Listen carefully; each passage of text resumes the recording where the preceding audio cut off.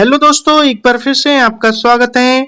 आज हम इस वीडियो में बात करेंगे राम मनोहर लोहिया के जीवन को लेकर, उनके जीवन से जुड़ी कुछ खास जानकारियों के बारे में। तो आइए वीडियो को स्टार्ट करते हैं। राम मनोहर लोहिया एक स्वतंत्रता सेनानी, प्रखर समाजवादी और सम्मानित राजनीतिक थे। राम मनोहर ने हमेशा सत्य का अनुकरण किया और आजादी की लड़ाई में अद्भुत काम किया। भारत की राजनीतिक में स्वतंत्रता आंदोलन के दौरान और उसके बाद ऐसे कई नेता आए जिन्होंने अपने दम पर राजनीतिक का रुख बदल दिया। उन्हीं नेताओं में थे राम मनोहर लोहिया। वे अपनी प्रखर देशभक्ति और तेजस्वी समाजवादी विचारों के लिए जाने गए और इन्हीं गुणों के कारण अपने समर्थकों के साथ साथ उन्होंने अपने विरोधियों से भी बहुत सम्मान हासिल किया। वहीं बात करेंगे इनके बचपन और प्रारंभिक जीवन को लेकर। राम मनोहर लोहिया का जन्म 23 मार्च सन 1910 को उत्तर प्रदेश के अकबरपुर में हुआ था।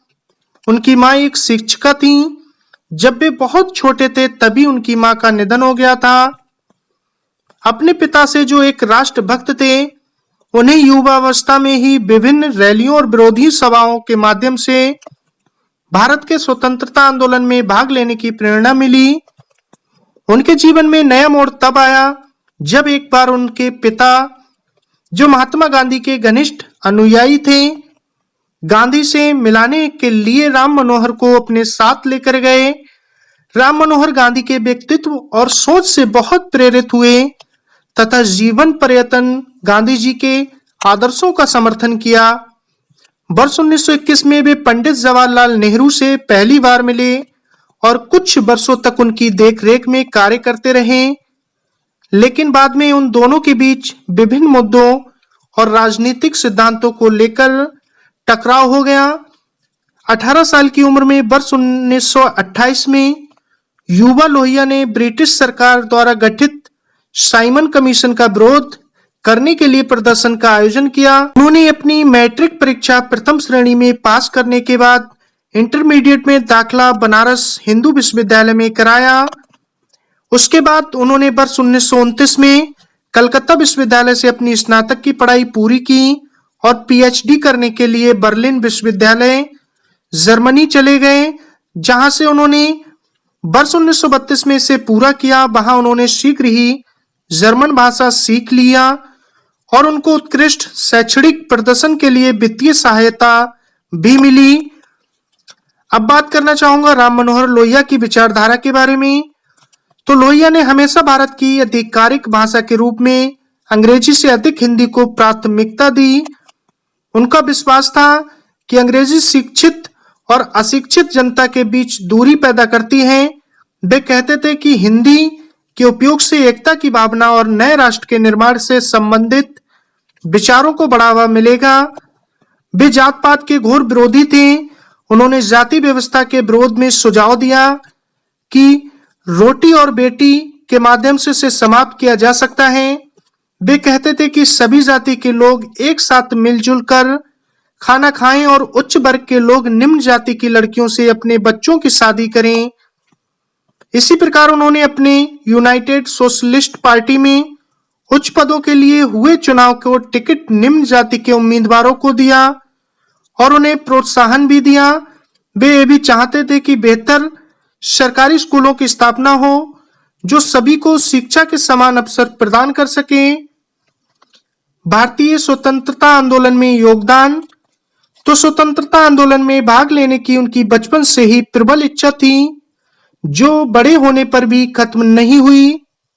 जब वे यूरोप में थे तो उन्होंने वहां एक क्लब बनाया जिसका नाम एसोसिएशन ऑफ यूरोपियन इंडियंस रखा, जिसका उद्देश्य यूरोपीय भारतीयों के अंदर भारतीय राष्ट्रवाद के प्रति जागरूकता पैदा करना था। उन्होंने जिनेवा में लीग ऑफ नेशंस की सभा में भी भाग लिया, अर्थात भारत का प्रतिनिधित्व ब्रिटिश राज के एक सहयोगी के रूप में बीकानेर के महाराजा द्वारा किया गया। परंतु लोहिया इसके अपवाद थे। उन्होंने दर्शक गैलरी से विरोध प्रदर्शन शुरू किया और बाद में अपने विरोध के कारणों को स्पष्ट करने के लिए उन्होंने समाचार पत्र और पत्रिकाओं के संपादकों को कई पत्र लिखे। इस पूरी घटना ने रातों रात राम मनोहर लोहिया को भारत में एक सुपरस्टार बना दिया। भारत वापस आने पर वे भारतीय राष्ट्रीय कांग्रेस पार्टी में शामिल हो गए और वर्ष 1934 में कांग्रेस सोशलिस्ट पार्टी की आधारशिला रखी। वर्ष 1936 में पंडित जवाहरलाल नेहरू ने उन्हें अखिल भारतीय कांग्रेस कमेटी का पहला सचिव नियुक्त किया। 24 मई 1939 को लोहिया को उत्तेजक बयान देने और देशवासियों से सरकारी संस्थाओं का बहिष्कार करने के लिए पहली बार गिरफ्तार किया गया, पर युवाओं के विद्रोह के डर से उन्हें अगले ही दिन रिहा कर दिया गया। हालांकि जून 1940 में उन्हें सत्याग्रह नाऊ नामक लेख लिखने के आरोप में पुनः गिरफ्तार किया गया और 2 वर्षों के लिए कारावास भेज दिया। बाद में उन्हें दिसंबर 1941 में आजाद कर दिया गया। भारत छोड़ो आंदोलन के दौरान वर्ष 1942 में महात्मा गांधी, नेहरू, मौलाना आजाद और वल्लभ भाई पटेल जैसे कई शीर्ष नेताओं के साथ उन्हें भी कैद कर लिया गया था। इसके बाद भी वे 2 बार जेल गए। एक बार उन्हें मुंबई में गिरफ्तार कर लाहौर जेल भेजा गया था और दूसरी बार पुर्तगाली सरकार के खिलाफ भाषण और सभा करने के आरोप में गोवा। जब भारत स्वतंत्र होने के करीब था तो उन्होंने दृढ़ता से अपने लेखों और भाषणों के माध्यम से देश के विभाजन का विरोध किया था। वे देश का विभाजन हिंसा से करने के खिलाफ थे। आजादी के दिन जब सभी नेता 15 अगस्त 1947 को दिल्ली में इकट्ठे हुए थे, उस समय वे भारत के अवांछित विभाजन के प्रभाव के शोक की वजह से अपने गुरु महात्मा गांधी के साथ दिल्ली से बाहर थे। वहीं बात करेंगे स्वतंत्रता के बाद की गतिविधियों के बारे में।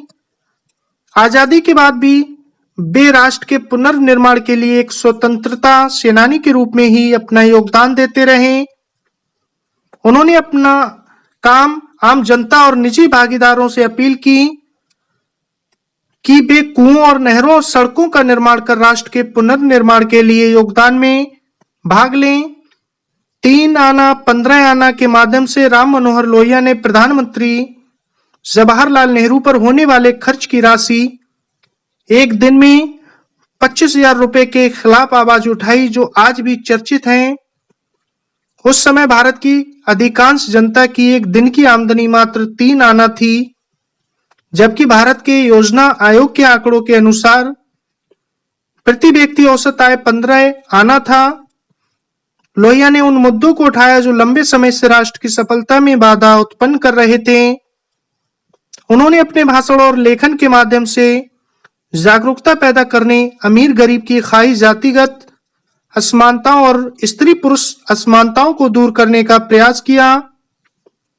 उन्होंने कृषि से संबंधित समस्याओं को आपसी निपटारे के लिए हिंद किसान पंचायत का गठन किया था। वे सरकार की केंद्रीकृत योजनाओं को जनता के हाथों में देकर अधिक शक्ति प्रदान करने के पक्षधर थे। अपने अंतिम कुछ वर्षों के दौरान उन्होंने देश की युवा पीढ़ी के साथ राजनीति, भारतीय साहित्य और कला जैसे विषयों पर चर्चा किया। वहीं बताना चाहूंगा इनकी मृत्यु के बारे में। तो राम मनोहर लोहिया का निधन 57 साल की उम्र में 12 अक्टूबर सन 1967 को नई दिल्ली में हुआ था। तो दोस्तों, ये थी राम मनोहर लोहिया के जीवन से जुड़ी कुछ अहम जानकारी। हमें कमेंट्स बॉक्स में अपनी राय जरूर साझा करें। आपको कैसी लगी मेरे द्वारा दी गई जानकारी। मिलते हैं फिर नेक्स्ट वीडियो में नेक्स्ट स्टोरी के साथ। आपने अपना कीमती वक्त दिया।